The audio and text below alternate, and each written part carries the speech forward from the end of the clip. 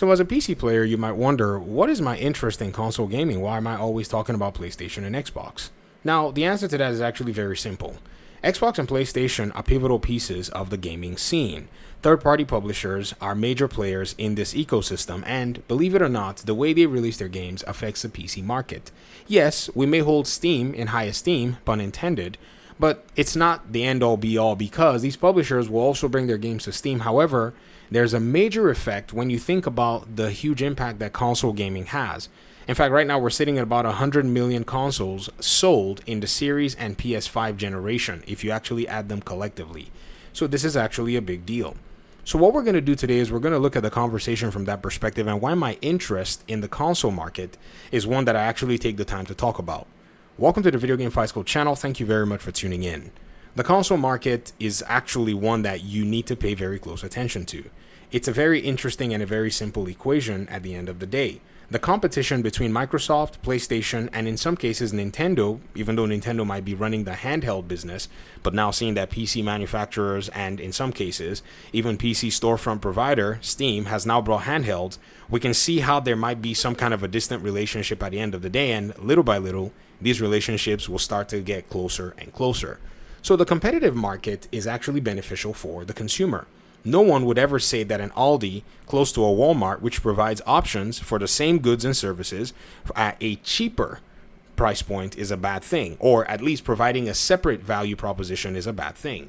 So that's why we need the competition, because the customer is the big benefactor, and as a PC gamer, the benefits have been growing lately more and more. And if anybody is in a position where they think that these two console manufacturers or either of them needs to go away, then they must not understand basic economics. In any market, for that market to be healthy, you do not want a monopoly. However, in the conversations lately, what I've seen is some people who are maybe more leaning on the PlayStation brand loyalty side are, in a sense, seeking and begging for a monopoly of PlayStation holding down the physical big console market all to themselves. It's very interesting because when Microsoft was about to acquire Activision Blizzard King, one of the biggest concerns that we saw was that Microsoft was going to go ahead and make a monopoly out of Call of Duty, and the consolidation was basically a bad thing. But when Sony's PlayStation purchased Bungie, we didn't see too much of those concerns. Instead, we heard people say things like, well, it's not the same thing, or PlayStation actually invests more in their own studios and they do a better job in management. Well, apparently that has not necessarily been the case with Bungie. Hence, the competition is very good. It keeps markets at least fighting against each other in terms of providing better value for the customers. And to be honest, at the end of the day, if there are not more competitors in the market, we still end up getting screwed for the most part. Thankfully, PC is there providing a much more neutral platform to still give the market a little bit more to consider. But looking at everything right now, the conversation about Xbox leaving the market is one that is of interest to me, and I see it come from a lot of people, maybe on the PlayStation side or even maybe in the public press. Many of these folk think that because Xbox has not sold 60 million series consoles, they don't need to be in the console business.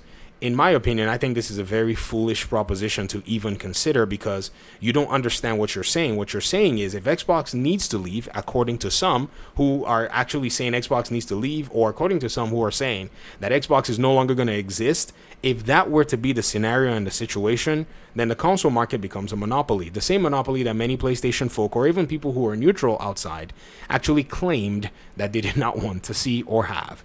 So I think the standards are really weird, and I think right now the exposition in terms of this conversation really does unveil a critical problem in our particular industry in terms of gaming and the conversation around it. A lot of people don't know nor care about simple, basic economics. Demand, supply, competition, and all of the different factors that actually go into gaming, like any other good service or commodity. Many people seem to throw away those basic tenets whenever they're talking about gaming. In fact, one very interesting thing is when you look at Twitter and when you look at the conversations that are actually being held on that platform, you sometimes have to ask yourself and say, are these human beings that are actually having these conversations, or am I actually watching a soap opera where a lot of the folk that are here are just maybe pretty faces and basically have no brains to be able to discern what is right and what is wrong and what is true and what is a lie? Because at this point, it's become almost entertainment when the very same people will patronize a competitor simply because they're a competitor and enjoy the fact that there's a competitor in a market for a different item or a different set of goods and services, whereas when it comes to the console market, they want one or the other to go away. This is a very interesting thing that we must examine right now. So in this video, what I wanted to do is I want to call out the hypocrisy of the PlayStation aficionados, the hardcore PlayStation fanboys. I want to go ahead and let you guys know that your desire or maybe disdain for Xbox, or maybe you want to play some team sports and you want them to go out of the market, is going to create a huge chasm, and PlayStation is going to basically take advantage of you. They're already taking advantage of you. I mean, they're bringing all your games, better versions of them, to PC. They're charging you to play online in the same game where they're not charging PC players to play online, Helldivers 2, Ghost of Tsushima, and possibly other future titles. And at the same time, the subscription service and the premium subscription services that they're bringing your way is not as good as the competition's subscription service. So in taking into account these things, you do not want a monopoly. In the case of Microsoft, I will probably maybe also have to put a caveat here as well and say those who may be Xbox aficionados and maybe you want PlayStation out of business, you also do not want Microsoft to hold a monopoly. They already have a lot of money. That already makes them a very dangerous player if they were to hold a majority of the market. So what do we need? We need sensible conversations. We need all kinds of different awareness in terms of how the market works so that consumers are basically doing things that continue to keep the market neutral.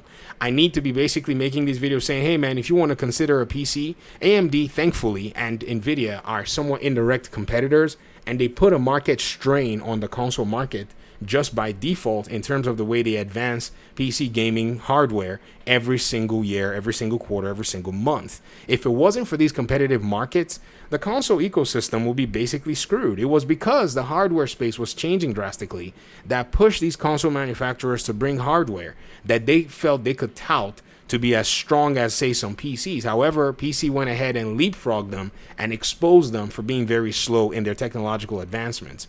So these things are very critical at the end of the day. And I wish more people would probably maybe pay some attention to it and say, maybe we need to take a very close look at this whole conversation, because at the end of the day, everybody wants what's best for the consumer that's having these conversations. Now, some people are in bad faith having these arguments because all they want to do is they want to just engagement farm. But some of us are actually having very serious conversations about this stuff. You do not want a world where only PlayStation or a world where only Xbox is running the console business. In the case of Nintendo, there is a very interesting thing that many people have not necessarily noticed. Nintendo runs and basically owns the handheld space. It's a small sub-market of the console, area, but for the longest time, it became its own monopoly. They have no need to change the way they do things. Just recently, their fans finally snapped out of it and woke up and realized that Nintendo's been charging them $60 for what they are calling games that are not up to par or rehashed games.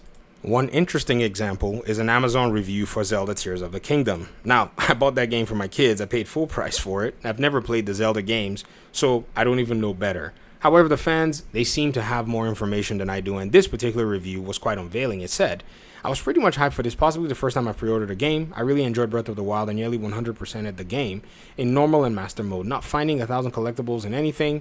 None of the problems from Breath of the Wild were fixed. Weather sucked, weapon durability, idiotic, constant camera issues, some bugs just still present. The additions in Breath of the Wild are minimal, not nearly sufficient to justify a new game or to justify the development time. I like to know what they were doing for the past several years. Building stuff is fun, I guess, but so much of it is nerfed. It takes a lot of fun out of it. If you want to have fun with with this game, mod your Switch and load up cheats to disable weapon durability, infinite parts, and add moon jump so you don't have to spend half your time waiting for the rain to stop. Now, this is one Zelda fan's opinion nonetheless. However, there are whispers about the $70 fiasco and so on and so forth on forums. This kind of dissatisfaction is continuing to rear its head, and Nintendo is basically untouched in that particular space to provide a lot of these family-friendly games and provide what I think is a device that is very home-friendly, that is similar to the unique selling point. So at the end of the day, the real monopoly here is actually Nintendo. And it's not even PlayStation, it's not even Xbox in this regard, because those two are fighting back and forth. However, Nintendo is uncontested in its unique selling point, and already you can see how that market is really strange. If you want to play a Nintendo game, because there's no competition, they're comfortable sitting on the premise that you must spend about $400 for a calculator, a device that, in my opinion, is one of the weakest devices I've ever seen for a video game to be able to play their games. Now, sure, their games have quality according to some people and so on and so forth, but it's still an asinine proposition nonetheless. But if they had some competition that was actually pushing and pulling, I think their market would have probably evolved over time. Anyways, I'm going to stop my video here. Thanks so much for watching. I appreciate you guys' time and audience, and hopefully we'll talk pretty soon in another one. Peace out.